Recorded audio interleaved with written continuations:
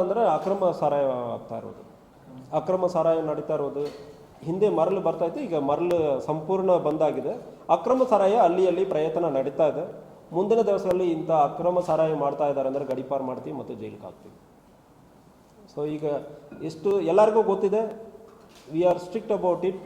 So ಇದರಿಂದ ಅಕ್ರಮ ಸಾರಾಯ ಆಗೋದ್ರಿಂದ ಭಾಳಷ್ಟು ಅಪರಾಧಗಳಾಗಿರ್ತದೆ. ಲಾಸ್ಟ್ ಒಂದು ತಿಂಗಳಲ್ಲಿ ಒಂದೇ ಒಂದು ಮರ್ಡರ್ ಆಗಿದೆ. ಅಕ್ರಮ ಸಾರಾಯ ಕಂಟ್ರೋಲ್ ಆಗಿರೋದಕ್ಕೆ ಅದು ಒಂದು ಕಾರಣ. ಹಳ್ಳಿಯಲ್ಲಿ ಸಿಗ್ತಾ ಇರೋ ಸಂದರ್ಭದಲ್ಲಿ ಕುಡಿದ ನಶೆಯಲ್ಲಿ ಏನೇನೋ ಮಾಡ್ತಾ ಇದ್ದಾರೆ. ಇದರಲ್ಲಿ ಡೊಮೆಸ್ಟಿಕ್ ವಯಲೆನ್ಸ್ ಯಾರಿಗೆ ಭಾಳಷ್ಟು ತೊಂದರೆ ಆಗುತ್ತಂದ್ರೆ ಮನೆಯಲ್ಲಿರೋ ಹೆಣ್ಮಕ್ಳಿಗೆ ಅವರವ್ರ ಹೆಂಡತಿಯನ್ನು ಹೊಡೆಯೋದು, ತಂದೆ ತಾಯಿಯನ್ನು ಹೊಡೆಯೋದು. ಸೊ ಇದು ತುಂಬ ಒಂದು ಹಳ್ಳಿಯಲ್ಲಿ ಇಷ್ಟು ಸುಲಭವಾಗಿ ಸಿಗೋದ್ರಿಂದ ಇದು ಒಂದು ಅಪರಾಧ ನಡೀತಾ ಇದೆ. ಇದನ್ನು ನಾವು ಯಾವುದೇ ಕಾರಣಕ್ಕೆ ಅವಕಾಶ ಕೊಡುವುದಿಲ್ಲ. ಸೊ ನಮ್ಮ ಮಟ್ಟದಲ್ಲಿ ಎಷ್ಟು ಪ್ರಯತ್ನ ಆಗುತ್ತದೋ 100% will put our heart and soul into it. So ನಾವು ಪ್ರಯತ್ನ ಮಾಡಿದ್ದೀವಿ, ಅದಕ್ಕೆ ನಾವು ರಿಸಲ್ಟ್ ಕೂಡ ಕೊಟ್ಟಿದ್ದೀವಿ. ಸೊ ಇದು ಓಪನ್ ಟು ಆಲ್.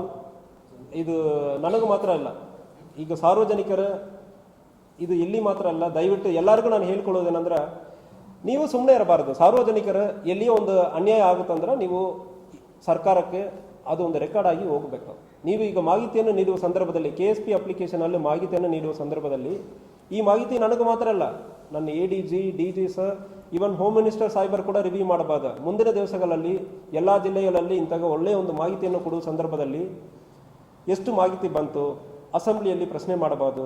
ಅದರ ವಿರುದ್ಧ ಪೊಲೀಸರು ಏನು ಕ್ರಮ ಕೈಗೊಂಡಿದ್ದಾರೆ, ಸೊ ಯಾಕೆ ಕ್ರಮ ಕೈಗೊಂಡಿಲ್ಲ. ಕೆಲವೊಂದು ಸಾರಿ ನೀವು ಮಾಹಿತಿ ಕೊಟ್ಟಿರ್ತೀರ, ಆದರೆ ಕೂಡ ಪೊಲೀಸ್ ಆ್ಯಕ್ಟ್ ಮಾಡಿಲ್ಲ, ಅದಾದ್ಮೇಲೆ ಅಪರಾಧ ಆಗಿರುತ್ತಂದ್ರೆ ಪೊಲೀಸ್ ಮೇಲ್ಗಡೆ ನಾಳೆ ಕ್ರಮ ಕೈಗೊಳ್ಳಬೇಕಾಗುತ್ತದೆ.